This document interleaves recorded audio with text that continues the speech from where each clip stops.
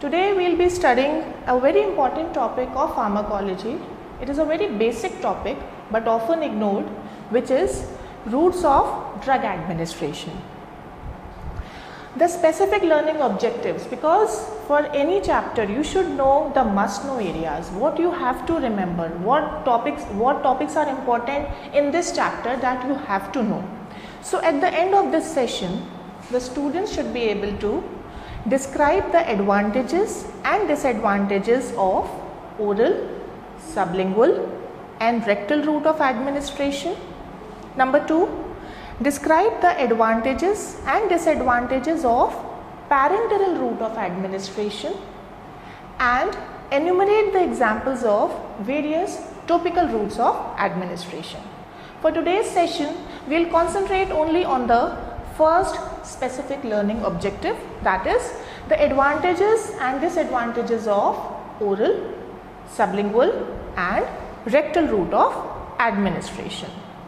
So moving on, the route of administration that is chosen may have a profound effect on the speed and efficiency with which the drug acts, because there are many routes. We can give a route by oral route, by rectal, by parenteral, but how do you choose which route you have to consider for a patient? That depends whether we want that if the effect of a drug in a very short time or we have a time, and the efficiency, because there are some drugs which are ineffective orally. So in that case, oral route is not effective. We'll have to give the drug by some alternative route of administration, and this is all that we'll be studying today.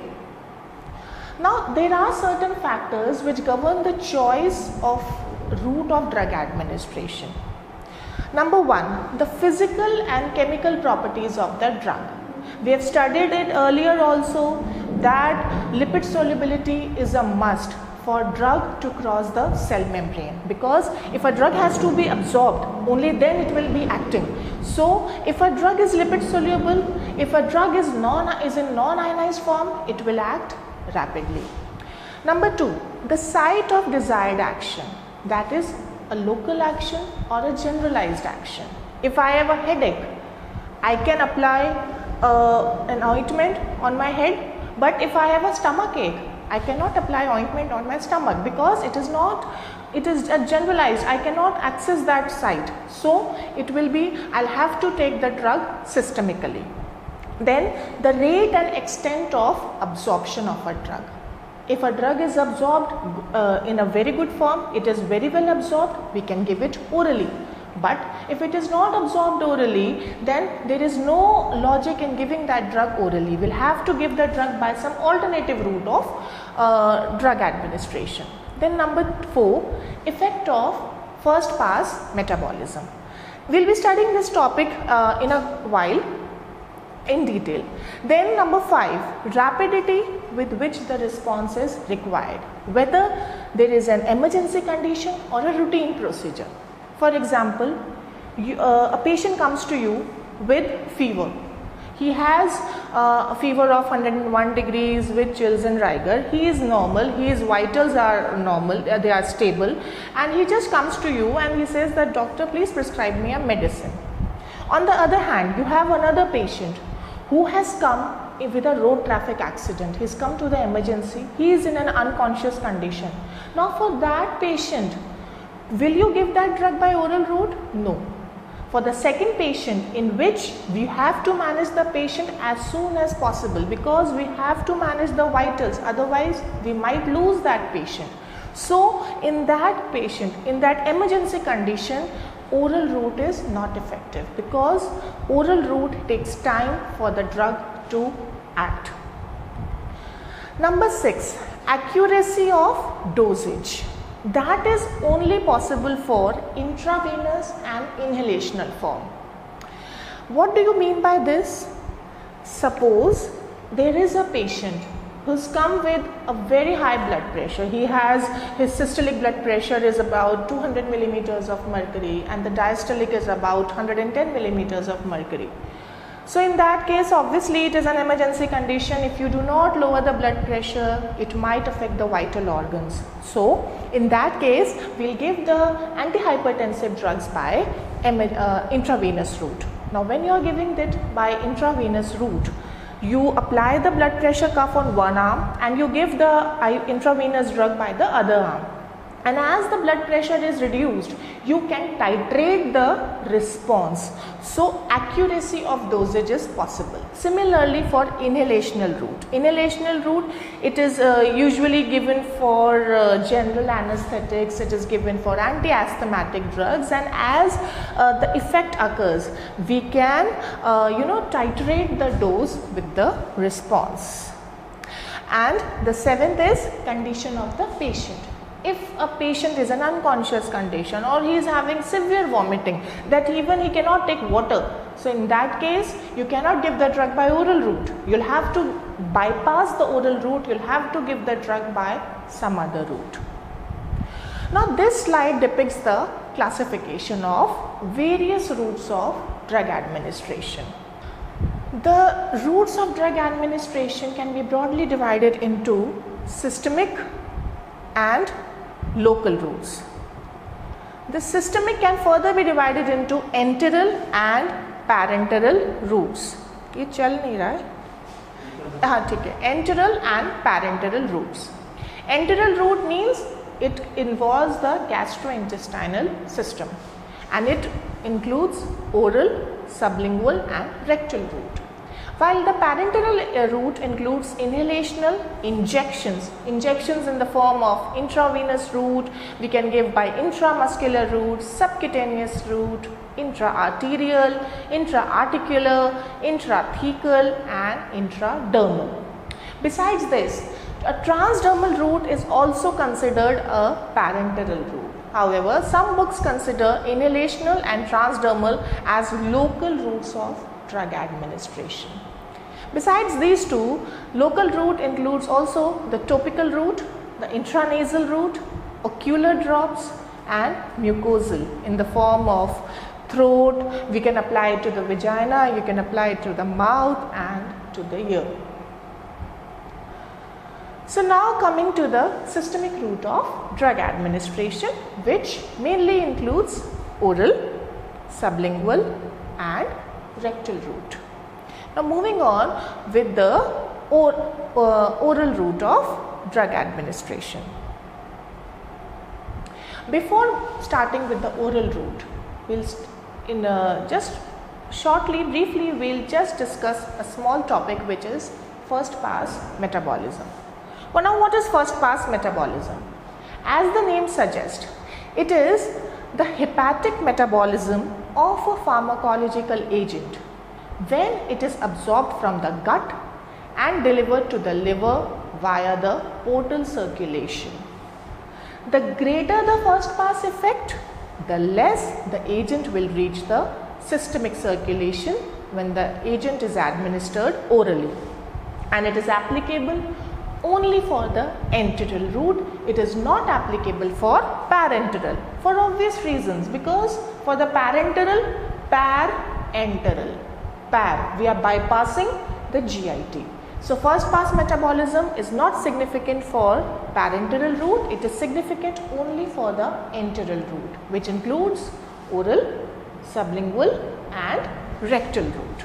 And it is the metabolism when it is absorbed from the gut, because after absorption, the portion of drug, the fraction of drug which reaches the liver, it gets metabolized. So if a drug has high first pass metabolism, a lower proportion of the drug will be available for therapeutic effect. Okay, so you just have to remember one point: drugs with high first pass metabolism should not be given orally. So as this figure depicts, you are taking a drug orally, from the oral cavity it reaches the esophagus, then from the GIT it goes into the liver. When it is absorbed, a portion of it reaches the liver, and the portion which reaches the liver, it gets metabolized. and the fraction of drug which is available after metabolism is the bioavailability, which you will be studying in the next topic. Now these are the examples of some dosage forms. Dosage forms and routes are often confused by students, because when we ask enumerate some routes of drug administration, you start with tablets, capsules. Now dosage form means the form of the drug in which it is dispensed, how the drug is available. If you go to a pharmacist, suppose you all are aware of a drug which is paracetamol, a very common, very commonly available over the counter drug.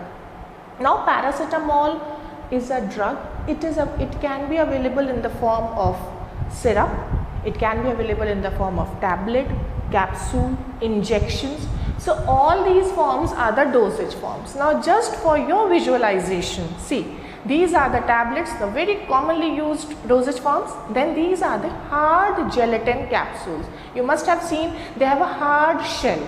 And these are the soft gelatin capsules. If you will touch them, you will realize that they have a soft consistency. This is the syrup, often used in pediatric population. And these are the spansules. Alright. Now coming to the first route of in enteral route, that is the oral route. Now oral route is the commonest route of drug administration, but it has some disadvantages. Number one, absorption is inefficient. We do not know how much drug will be absorbed. We cannot titrate that. Suppose if I am taking 100 milligram of the drug, how much of the drug will be available for action. Then certain drugs are destroyed by gastric juices. We know stomach has proteolytic enzymes. So insulin which is given for diabetes mellitus, it is not given orally because it will be destroyed by the proteolytic enzymes on the stomach. So penicillin G and insulin, they are labile and they are destroyed by the action of gastric juices. Then there are some drugs which are destroyed in liver, like glyceryl trinitrate, testosterone, lidocaine. Again, these drugs, they should not be given orally. Then if a drug is unpalatable, it is very bitter in taste, you cannot give the drug orally. The example is chloramphenicol. If a drug causes severe nausea and vomiting, the patient will take one dose. What about the next doses? He will refuse. The patient compliance will be poor. So Emitin is an example. Then first pass effect, again it is a very significant phenomena for oral route. Drugs with high first pass metabolism should not be given orally. Then irritation to gastric mucosa. It is mainly seen with painkillers. If you take a painkiller empty stomach, it will erode the gastric mucosa. It can cause peptic ulcer and nausea and vomiting. Then oral route is slow in action. It is not useful in emergency because an average 30 minutes is required for, when a drug is given orally, it will take about 30 minutes for the action to occur.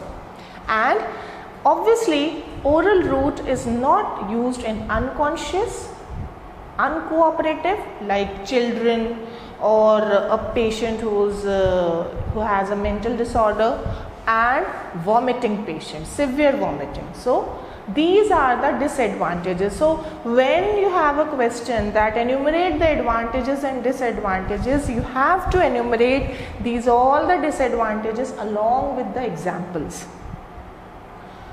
Now the sublingual route. Sublingual is also known as the buccal route.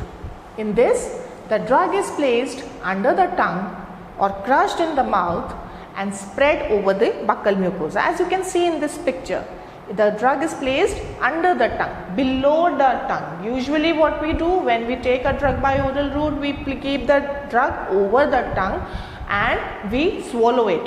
But in this case, the patient has to keep the drug below the tongue, and from there the lipid soluble and non-irritating drugs will be administered, because they will be absorbed directly into the systemic circulation.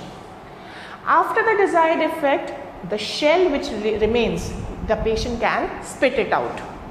The examples are glyceryl trinitrate, buprenorphine and desaminooxytocin. What about the advantages? The advantages are, it has a very quick onset of action because of rapid absorption. The drug directly reaches the systemic circulation, and there is no risk of first pass metabolism, because it avoids the first pass metabolism. The disadvantages are, only lipid soluble drugs can be given, because it has to cross the cell membrane, so lipid soluble drugs can only be given. Only non-irritating drugs can be administered. It is somewhat inconvenient, because keeping the drug under the tongue is inconvenient to the patient, and only small doses can be given. You cannot ask a patient to keep 10 tablets below the tongue. It is just not possible. And there is unpleasant taste of some drugs. Now, the last route in enteral route, that is the rectal route. Earlier we have studied about the oral, the sublingual, and the last is rectal. In this, the drug is put into rectum as suppositories or retention enema. Suppositories and retention enema are dosage forms for systemic effect. It is mainly used for pediatric population, and the drugs like paracetamol, diazepam and indomethacin can be given by this route. What about the advantages? It can be given in unconscious patients and children especially. There is no risk of nausea and vomiting. It is easy to terminate exposure, because you are injecting the drug rectally. You can remove the drug as soon as you see the therapeutic effect has been attained. The absorption is variable, but it is good for drugs which affect the GIT, like laxatives, and irritating drugs are contraindicated, because it will cause irritation of the rectal mucosa. The disadvantages are, now see, these all are the dosage forms. All of them are the dosage forms. These are suppositories, this is enema, and this is the way the enema is administered. The disadvantages are, it is inconvenient, you need a private place, you need privacy for rectal route of drug administration. It is somewhat embarrassing for the patient. The absorption is slow, and absorption is irregular and unpredictable, and in some cases certain drugs can cause rectal inflammation. So this is all about today. Today we have studied about the enteral route, which includes the oral, sublingual and rectal. But before ending, I'll just want to say that no single route of drug administration is ideal. We cannot say that no, parenteral route is the best route or oral is the best. It depends on the condition of the patient, it depends on the circumstances. Depending on that, we consider any route for a certain patient. Thank you.